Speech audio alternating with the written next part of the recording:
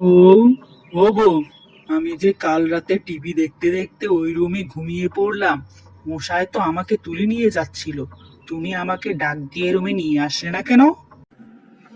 ও মা, এ কেমন কথা স্বামী? তুমি ওই রুমে টিভি দেখতে দেখতে ঘুমিয়ে পড়েছ, আমি এটা কিভাবে জানবো? তোমার টিভি দেখা শেষ হলে তুমি তো নিজেই এই রুমে এসে ঘুমাবে, মশারির নিচে।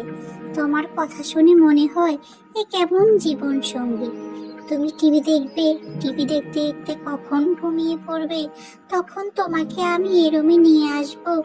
আমিও তো এ রুমে ঘুমিয়েই পড়েছি, আমি কিভাবে জানবো তুমি যে ওই রুমে টিভি দেখতে দেখতে ঘুমিয়ে পড়েছো?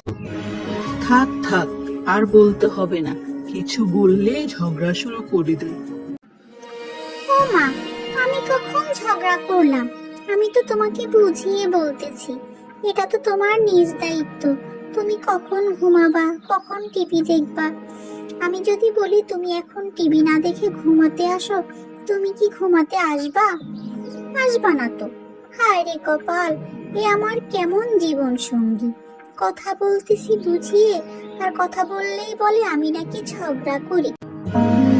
থাক, ভুল হয়েছে আমার, ভুল হয়েছে। তোমাকে কিছু বলাই আমার ভুল হয়েছে। হায় আল্লাহ, আমাকে ধৈর্য দান করুন।